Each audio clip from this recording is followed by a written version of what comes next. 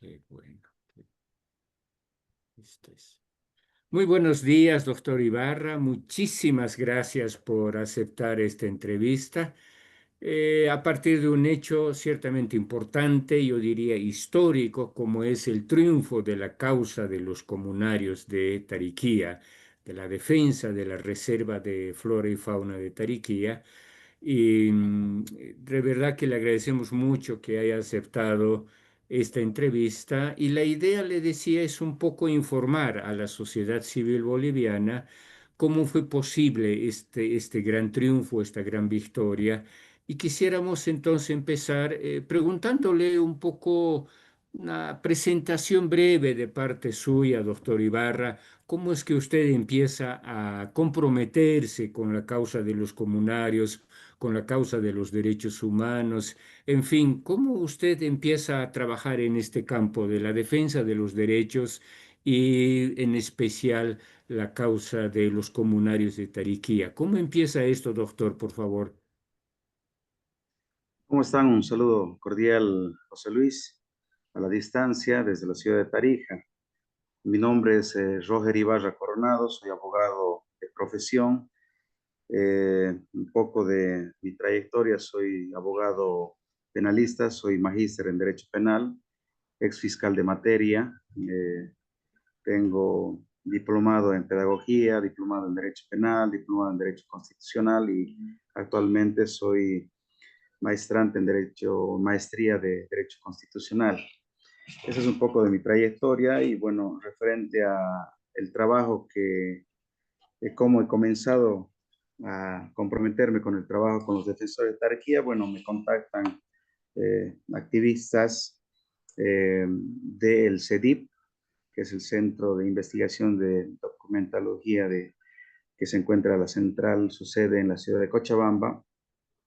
Y bueno, ellos comprometidos con el tema de la reserva de Tarquía, ya venían realizando un trabajo desde hace aproximadamente 10 años, me comentan de que existe esa situación de que se habría iniciado proceso, inicialmente en este proceso a 29 personas, ¿no? Defensores de Tarquía, por 3 delitos, por 2 delitos inicialmente, ¿no? Que eran impedir y estorbar la función pública, el ejercicio de la función pública, y el segundo, atentados contra la libertad de trabajo. En ese entendido, de los 29, mi persona inicialmente fue abogado de 19. Posteriormente a eso, pues por estrategia de defensa y bueno, viendo también el trabajo que mi persona estaba realizando, los otros compañeros, los otros defensores se suman a que mi persona asuma esa defensa. Bueno, comenzamos a remarcar lo que refiere el procedimiento, inicialmente con la presentación ante el Ministerio Público, porque el simple hecho de que les hayan notificado con el inicio del proceso de investigación, pues ya ha causado un temor, una zozobra en los compañeros, porque entendemos o entenderemos de que ellos son personas del área rural, un completo desconocimiento en este tipo de procesos, y más aún cuando por primera vez están asumiendo una defensa en un proceso penal, ¿no? Cuando ya ellos mismos han escuchado, se le han iniciado un proceso penal, entonces lo primero que se les ha venido a la mente y todos han coincidido de que van a ir a la cárcel. Entonces, se les ha explicado, se les ha asesorado en todo momento de que esta situación no es tal así, ¿no? No están así, tal extremo, sino que tienen sus fases, el proceso penal tiene sus etapas y en todo momento se les va a asistir de la mejor manera para que obviamente termine en buen puerto todo este proceso penal.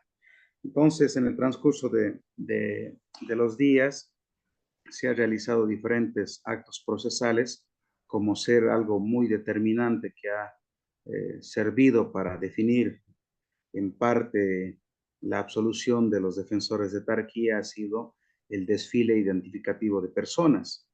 Este desfile se ha realizado por eh, el Ministerio Público, por 4 funcionarios de YPFB, entre comillas víctimas, que los mismos han realizado 4 actuaciones por cada defensor de Tarquía, por cada procesado.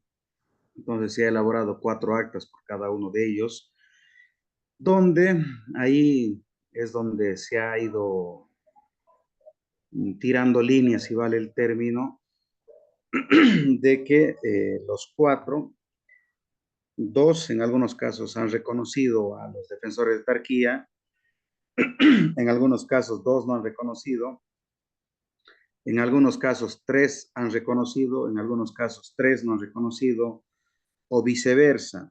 3 sí han reconocido, 1 no ha reconocido, o 3 sí han reconocido, o viceversa, sí. Solamente se podría decir bajo el principio de objetividad de los 29, solamente han sido reconocidos por estos funcionarios de YPF simplemente 4.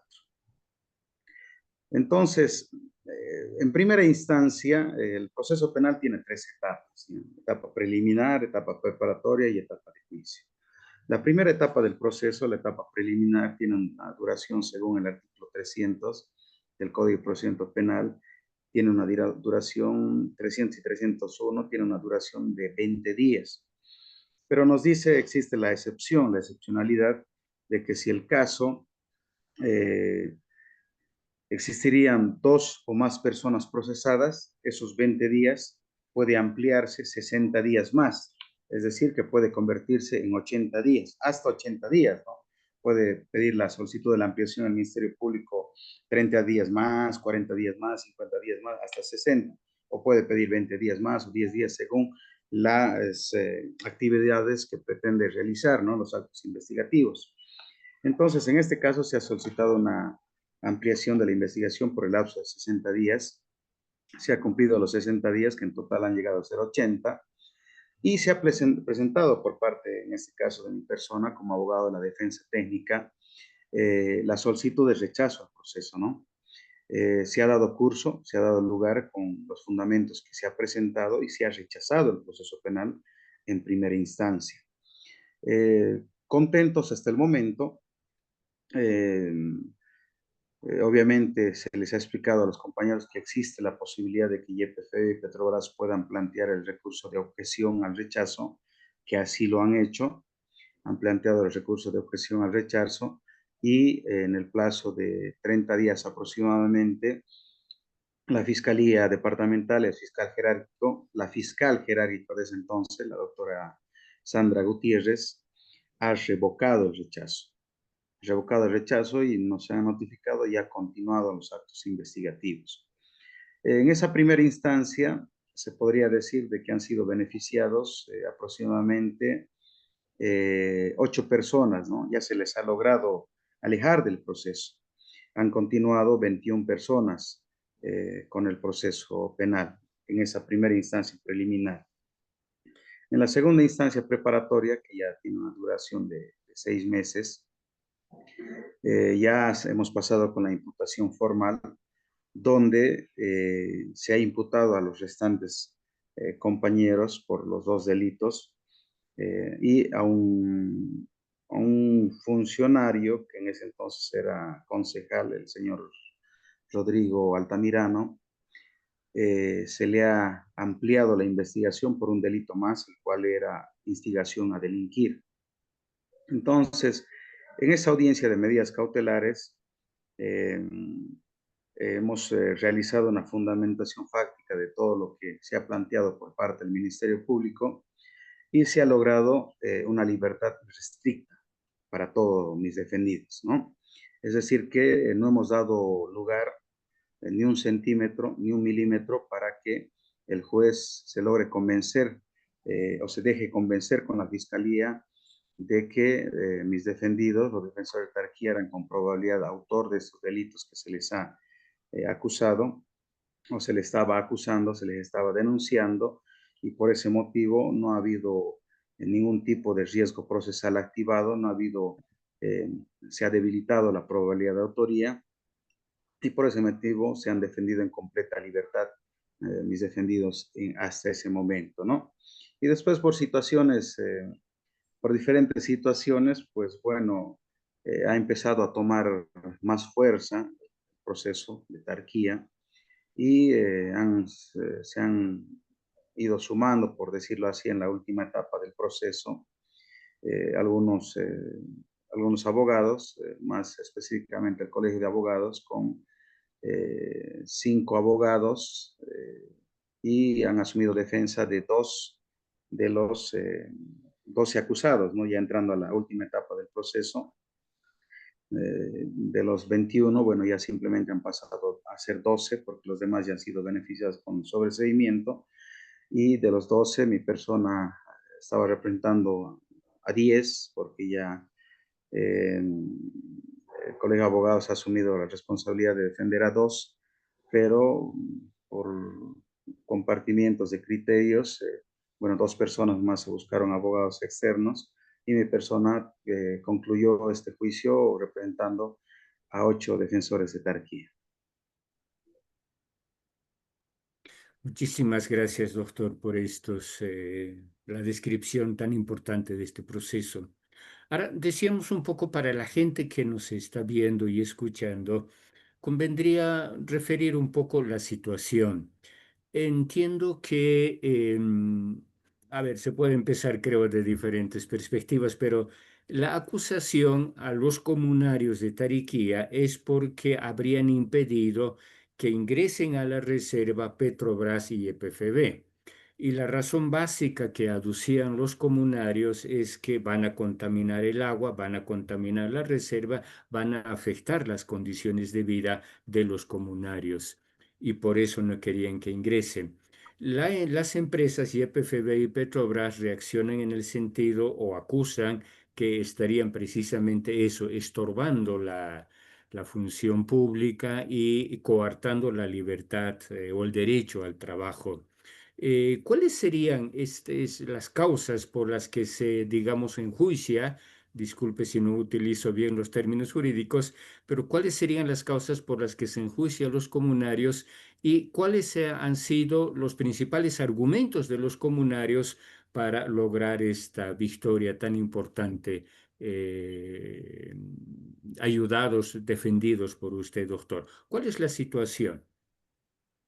Bueno, lo primero, a criterio como defensa técnica, no ha pasado de amedrentamiento a los defensores de Tarquía, ¿no? Porque en derecho penal existe varios principios, los cuales se tienen que adecuar, en este caso, a la conducta del individuo para que se logre procesar y sentenciar en este caso. Lo hemos dicho al comienzo del proceso, al inicio del proceso penal, lo hemos ratificado en la audiencia de medidas cautelares y lo hemos comprobado en el juicio público oral y contradictorio. ¿Y a qué me refiero? De que la denuncia, si bien es una denuncia que se tiene que investigar, no tiene todos los elementos del rompecabezas para que de alguna manera se vaya a sancionar en primera instancia, pero la denuncia es una base, el cual el transcurso del tiempo se tiene que lograr a completar, a configurar el elemento del tipo penal. Como decimos en derecho penal, son elementos indiciarios que tienen que servir para demostrar la culpabilidad de esa persona. Sin embargo, se puede decir de que en ningún momento mi persona como abogado de los defensores ha podido observar ese extremo. En la propia imputación formal, en la propia denuncia, perdón, se ha hecho mención a 2 momentos, ¿no? Supuestamente donde los defensores de Tarquía habrían incurrido en impedir y estorbar la función pública y atentar contra la libertad de trabajo de los funcionarios de YPF y Petrobras. Y esa denuncia ha sido un copy-pegue en la imputación formal. Esa denuncia ha sido un copy-pegue para la acusación formal. Entonces, ha habido errores desde el momento de la denuncia. El Ministerio Público ya tenía que haber regulado esa situación de la denuncia, adecuado la denuncia, o si bien había una denuncia, observar la denuncia y como refiere el procedimiento, dar el plazo de 24 horas para que reformulen o adecúen su denuncia a lo que refiere el artículo 300. Sin embargo, no lo han hecho, ¿no? ¿Por qué digo esto? Porque la denuncia, si bien les decía, es una simple denuncia, pero en la imputación formal no tiene que existir un margen de error, porque en la imputación se refiere la relación fáctica de los hechos. Fáctica refiere a que tiene que ser de manera exacta como supuestamente los defensores de Tarquía, las personas denunciadas, han adecuado su conducta a ese tipo penal. Atentar contra la libertad de trabajo de funcionarios públicos. ¿Y a qué me refiero con esto? Y quiero ser enfático, porque la propia acusación ha tenido esta falla, porque nos hablan en dos momentos, el 1 de octubre y el 2 de octubre, que supuestamente se habría impedido el ingreso a estos funcionarios. Pero simplemente para que se entienda qué decía la acusación de lo que supuestamente ha pasado el 1 de octubre. Dice, el 1 de octubre del año 2024, personal de YPFB y Petrobras Bolivia, Sociedad Anónima, ingresaron a dichos predios para realizar sus actividades de estudio de relevamiento para el proyecto exploratorio Domo Oso X3 para en horas de la tarde, aproximadamente a las 16:00, un grupo de personas inescrupulosas amedrentaron a los funcionarios indicándoles que no los dejarían ingresar nuevamente. Dos elementos en esa parte. Dice, en horas de la tarde aproximadamente, un grupo de personas inescrupulosas interceptaron, amedrentaron a los funcionarios indicándoles que no los dejarían ingresar nuevamente. O sea, ya han ingresado, ya estaban retornando de realizar su trabajo. Entonces, ha habido ahí la obstaculización, el no permitir el ingreso a los trabajadores de YPFB. No ha habido, no ha existido. Y no se puede con este elemento de prueba de la supuesta relación fáctica de los hechos querer condenar a personas que lo único que estaban haciendo era una vigilia en el lugar de hechos. La segunda parte de lo que dice la acusación del 2 de octubre, que supuestamente el día 2 de octubre, a horas 13 de la tarde, YPF y Petrobras se encontraban en el lugar, se dirigieron a los predios y, bueno, identifican los nombres y no les dejaron ingresar a los predios de la localidad de Saicán, Valle del Peregrino, y se apostaron en el lugar. O sea, ellos mismos, en la propia acusación, refieren, se apostaron en el lugar. Han utilizado términos, los, los testigos, los 4 testigos de los 18 que fueron ofrecidos en la acusación formal, ellos mismos han referido, 3 de los 4 han indicado, ¿ustedes han sido agredidos físicamente? No. ¿Han sido agredidos verbalmente? Yo no, pero mi compañera sí. Entonces, son subjetividades que viola este principio al debido proceso, principio de objetividad, porque si es que hubiese habido agresiones físicas, fácilmente ellos podrían denunciar no solamente por esos delitos, sino también por lesiones. Entonces, estos testigos, de los 4, de los 3 testigos, eh, perdón, 3 de los 4 testigos han referido que no ha habido agresiones.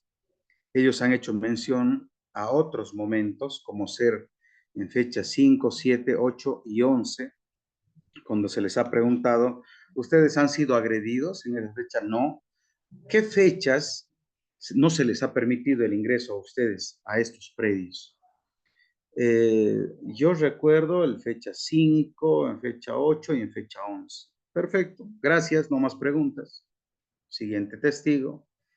¿Qué fecha usted ha intentado ingresar a esos predios? Yo recuerdo el 8 y el 11. Perfecto, gracias, no más preguntas. Entonces, ¿qué estamos yendo a investigar? ¿Qué estaba yendo la fiscalía y el abogado de YPFB a demostrar? Que existe una acusación que en fecha 1 y 2 de octubre ha habido agresiones físicas, verbales y se le ha impedido el ingreso a los funcionarios de YPFB. ¿Se ha logrado demostrar? No se ha logrado demostrar. Y para concluir, al cuarto testigo se le ha consultado qué estaban realizando, ¿Qué actividad estaban realizando esas personas que supuestamente no le permitían el ingreso a ustedes? Ah, sí, estaban realizando porque estaban ellos acostados y apostados a las orillas del camino. No más preguntas, señor juez, gracias. O sea, ¿qué más teníamos que preguntar? Entonces, eso para hacer un breve resumen, para no entrar muy a fondo, muy a detalle, pero han sido elementos determinantes, considero yo, para que el juez pueda absolver a los defensores de Tarquía. Muchas gracias, doctor. Penúltima consulta. A ver, lo inaudito, doctor, y eso quisiera que nos explique un poco, es cómo es que defender una reserva, un territorio, el hábitat, pueda ser un delito. Desde la pura lógica, que de derecho yo no sé nada, desde la pura lógica no debiera ser que esta acusación no debería ser aceptado por el Ministerio Público, es decir, esto de que defender el territorio sea un delito, no debiera ser que ya al inicio mismo se diga esto no procede, esto no va, porque defender el territorio, el medio ambiente, el hábitat, ¿cómo es que eso puede ser un delito? Debería haber sido así, doctor, desde el inicio el ministerio no debería haber aceptado, o es que había elementos como para enjuiciar a estos, a los defensores de Tariquía. ¿Cómo ve jurídicamente, desde la perspectiva de los derechos humanos, esta inicial acusación que se hace a los defensores? Además de las dos figuras que hemos comentado, creo que en la primera recuerdo que una acusación muy fuerte era asociación delictuosa, lo cual es realmente gravísimo que por defender la reserva, el territorio, esto sea un delito. ¿Podía legalmente y desde los derechos humanos no aceptarse desde el inicio esto, doctor? ¿Hay algún error de inicio o es que está dentro de lo legal que la empresa Petrobras y EPFB hayan hecho esta denuncia desde el inicio? ¿Cómo ve esa situación, doctor? Bueno, lo primero, lastimosamente, no es desconocimiento de la población en general y menos de ustedes como periodistas de que vivimos nuestra legislación en realidad boliviana está pues 20, 30 años atrasado de países que son nuestros vecinos, de país de Argentina, de Chile. Nuestra legislación está muy atrasada. ¿Y a qué me voy con esto? De que nuestras legislaciones, yéndonos al Código Penal y Código de Procedimiento Penal, eh, hablan de cosas específicas, ¿no? Seguimos hablando de principios, ¿no? Y estos principios, obviamente, nos van a la aplicación de la letra muerta de lo que dice. El que, el que matare tendrá presidio de 30 años de cárcel.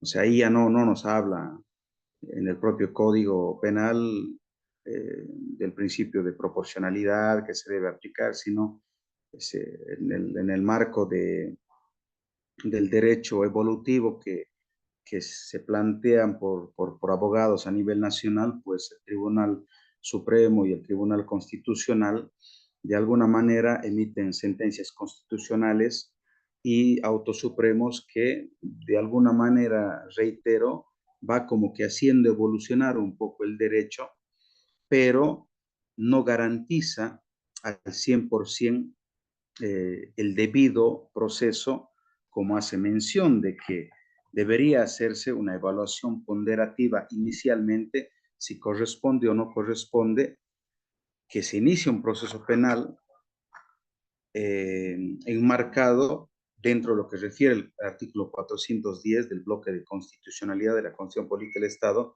porque nosotros pertenecemos a ese bloque de constitucionalidad y pertenecemos a varios tratados internacionales, al de la CID, al de la Haya, en este caso, se tendría que de alguna manera eh, hacer mención a un análisis previo a aceptar la denuncia al acuerdo de Escazú, que claramente encuadra en este tipo de procesos, ¿no? Es decir, que los defensores de Turquía no tienen que ser criminalizados o penalizados o perseguidos penalmente, pero nos vamos a la aplicación de la letra muerta de lo que refiere nuestro Código Penal y lastimosamente lo único que va a hacer es perseguir, persecutar a la persona que ha sido denunciada y bueno, veremos si en el transcurso del proceso es inocente, suerte por él, y si es culpable, pues sancionaremos.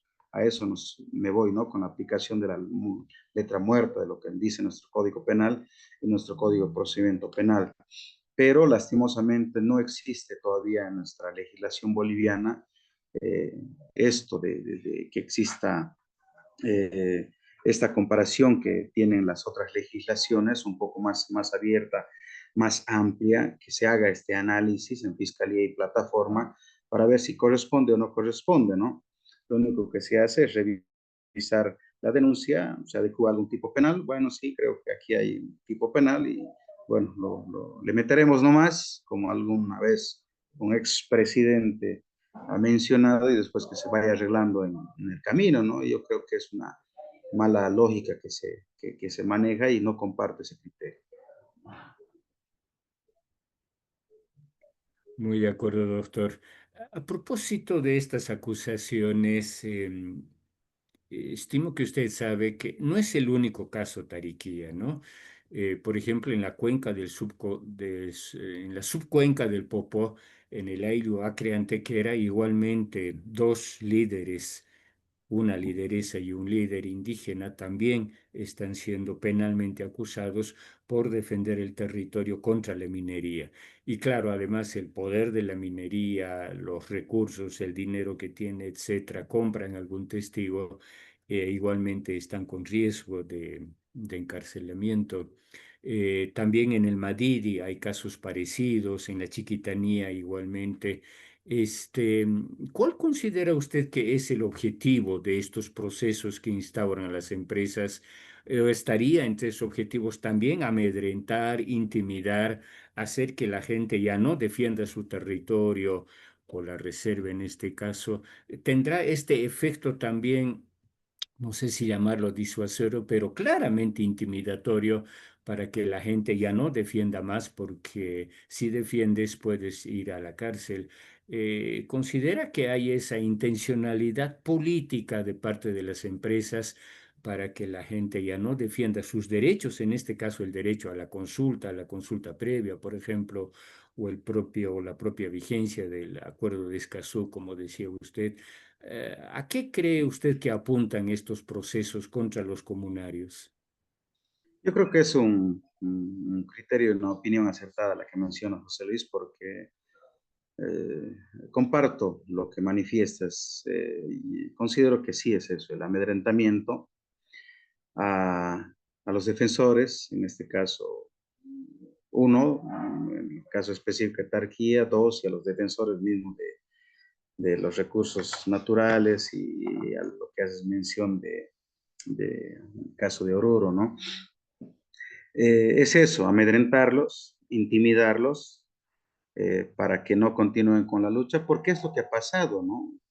Con la vivencia misma de Tarquía, porque inicialmente no eran los 29 casi procesados, eran un centenar de personas y más, ¿no? Porque estaban constantemente turnándose, rotando, porque no iban a ser los perjudicados los 29, sino iban a ser todo el sector de Turquía. Entonces, es la intención, considero yo, del gobierno, ¿no? Y como comentario, te voy a comentar lo siguiente de que qué es lo que ha pasado, por ejemplo, con la audiencia de la pausa ambiental que ha planteado el defensor del pueblo. Mi persona ha participado de esa audiencia en representación de 5 secretarios, obviamente es otro proceso, de 5 secretarios generales de comunidades de Tarquía. Y es primero, es una lástima, es una lágrima, la verdad, la exposición, la presentación por parte de los representantes del gobierno nacional, hablo de YPFB, Ministerio de Carburos, Ministerio de Planificación, Procuraduría, CERNAP, ABT, y también estaba Petrobras y otros, porque todos eh, han participado de esta audiencia, pero prácticamente en una improvisación del 101%, no el 100, el 101%. Cada uno ha ido a manifestar su versión, su punto de vista. Eh, YPFB, por ejemplo, al hacer uso de la palabra, ha manifestado, señor juez, nosotros hemos cumplido todos los requisitos para obtener la licencia ambiental, hemos realizado la consulta previa y hemos realizado la consulta a las 8 comunidades que pertenecen a la reserva de Tarquía. Y otras barrabasadas más que han expuesto, ¿no? Pero rescato esa parte para que tú también te des cuenta de dónde está el error.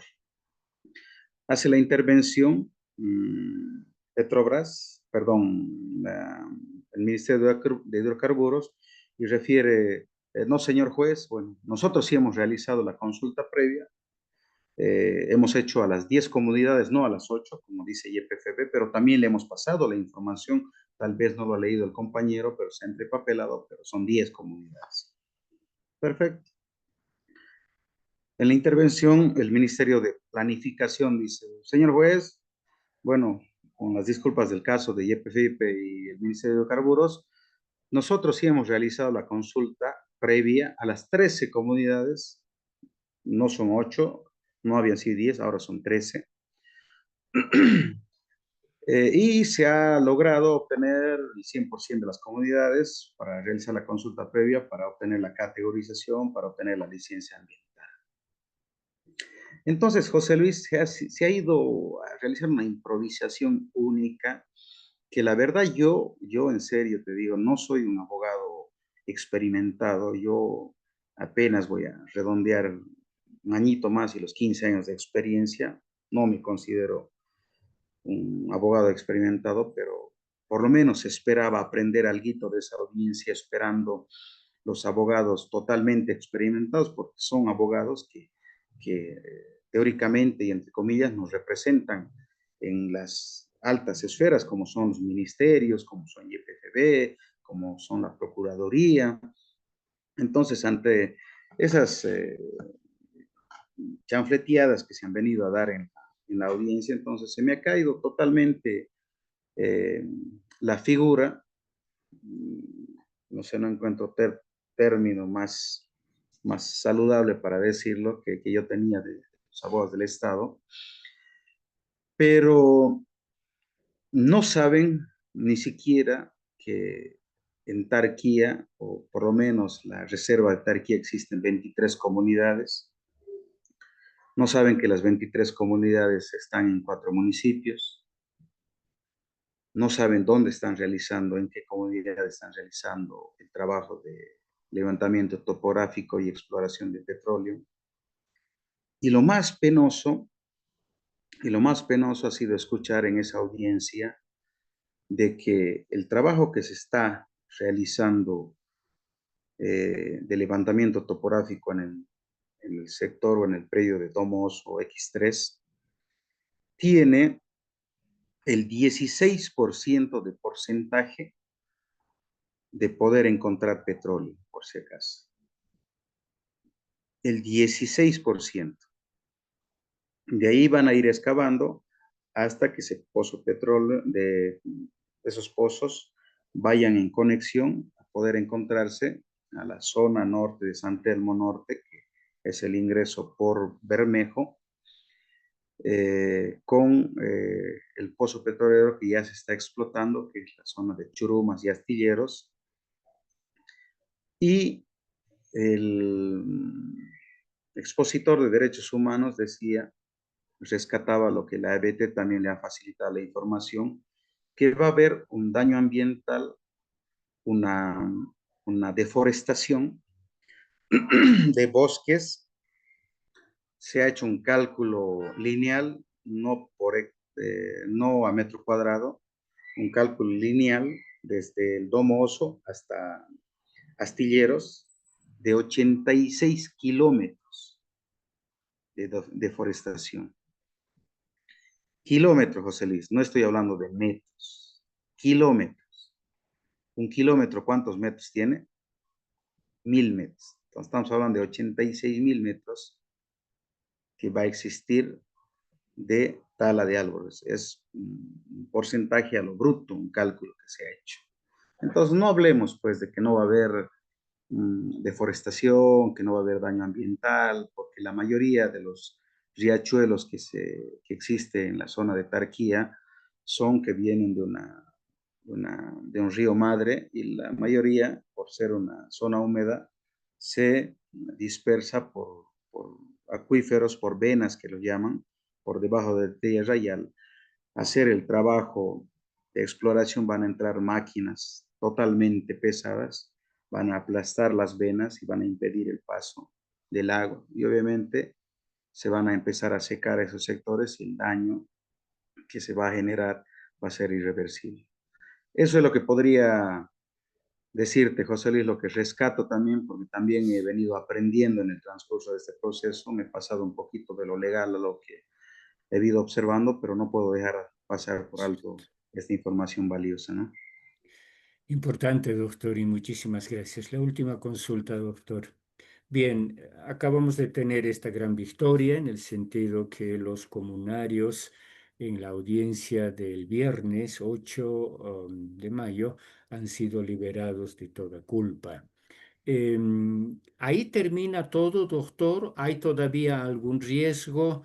¿Los comunarios ya pueden sentirse totalmente tranquilos o hay algo que todavía falta? Entiendo que la lectura del juicio, que se dice, va a ser el miércoles. Entiendo que, y lo mencionaba usted, esta cuestión de la pausa ambiental creo que está en Sucre. Em, ¿Cuál es la situación de los comunarios? ¿Todavía tienen que tener algún temor o ya está totalmente resuelto? Y lo último, ¿qué se esperaría de la sociedad civil boliviana, doctor? ¿De qué manera se podría seguir apoyando esta causa? ¿Ya está todo resuelto? En fin, ¿qué de aquí en adelante, doctor? Bueno, termino con lo primero, tu segunda pregunta. YPFB ha seguido realizando trabajos. Ya, eso lo ha dado cuenta el último testigo que ha declarado en la audiencia, ya que después de la denuncia nos ha manifestado de que este testigo era encargado de la supervisión de los trabajos en Tarquía y nos ha manifestado de que este trabajo de levantamiento topográfico se tenía que realizar en el plazo de 3 meses, no se le ha realizado por el tema que se ha retrasado por las denuncias y otros, pero que se ha obtenido, se ha concluido con todo esto y se ha obtenido la licencia ambiental, su licencia ambiental en el mes de julio del año 2025. Entonces, eso que quede en claro, ha seguido los trabajos.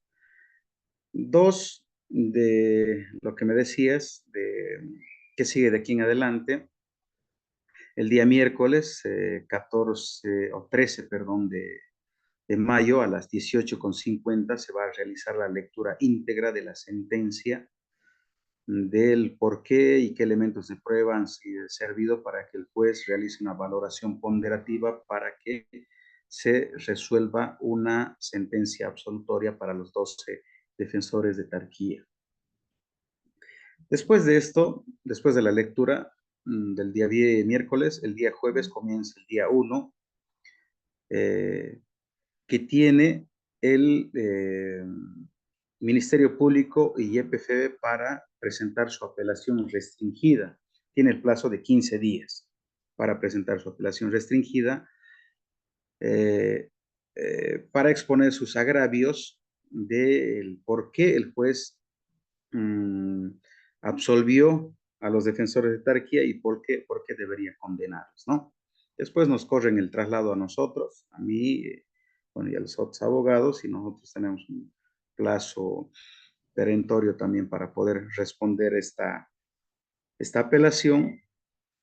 y una vez que se nos vence el plazo, el juzgado del Tribunal de Entre Ríos tiene el plazo de 24 horas para remitirlo a la ciudad de Tarija, a la sala penal de turno, la apelación que se ha realizado, que se ha formulado.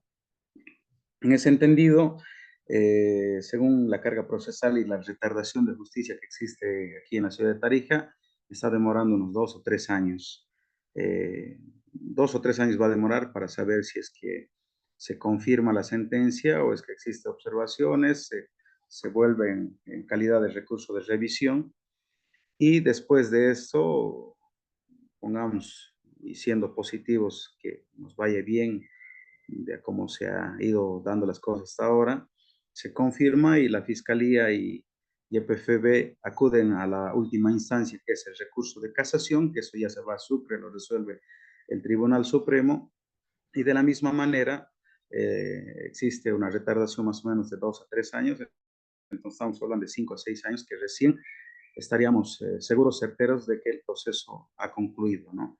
Con el retorno del recurso de casación. Entonces, ese es el procedimiento en un proceso penal. Esperemos de que no apelen, pero para que los compañeros ya en transcurso de 15 días, que sería los primeros días del mes de junio, se cumplan estos 15 días y se queden tranquilos porque no va a existir esta posibilidad, ¿no? De que estén pendientes de que se revoque esta sentencia u otras situaciones que se puedan dar.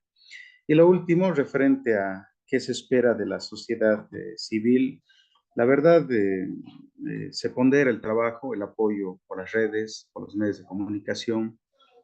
Es un trabajo muy agradecido, que la verdad yo agradezco de todo corazón que no se los deje en el aire a los defensores de Tarquía, porque no solamente ellos están defendiendo su hábitat, ¿no?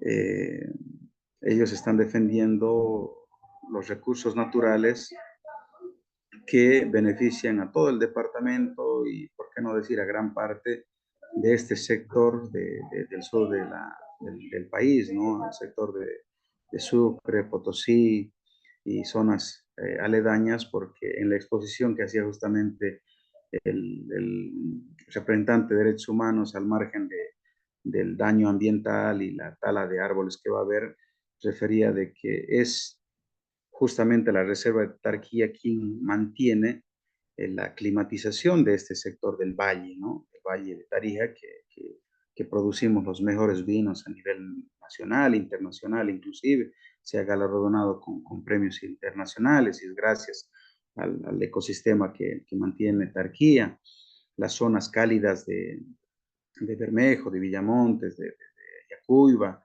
es gracias también al ecosistema que tenemos en las temperaturas de Tarquía, la zona húmeda. Entonces, no solamente son beneficiados los defensores de Tarquía, ¿no?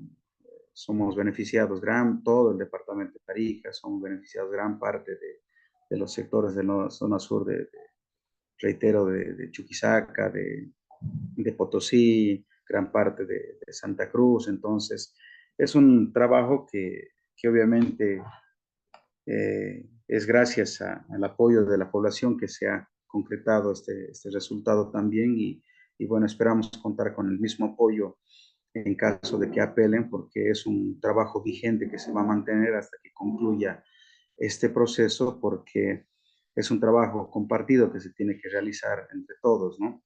Porque si retrotraemos un poquito lo que ha pasado a comienzos de este año, se ha iniciado un segundo proceso penal, ¿no? En contra de 17 compañeros, ¿no? Defensores de Tarquía, pero gracias a Dios, a la inexperiencia o los inoficios que ha realizado YPFB y Petrobras, al no presentar ningún tipo de pruebas y todo eso, el proceso ha sido rechazado y ha sido confirmado el rechazo por la Fiscalía Departamental y por eso no ha tenido ningún avance, si no estaríamos hablando de un segundo proceso que tal vez ya estuviera con una imputación formal.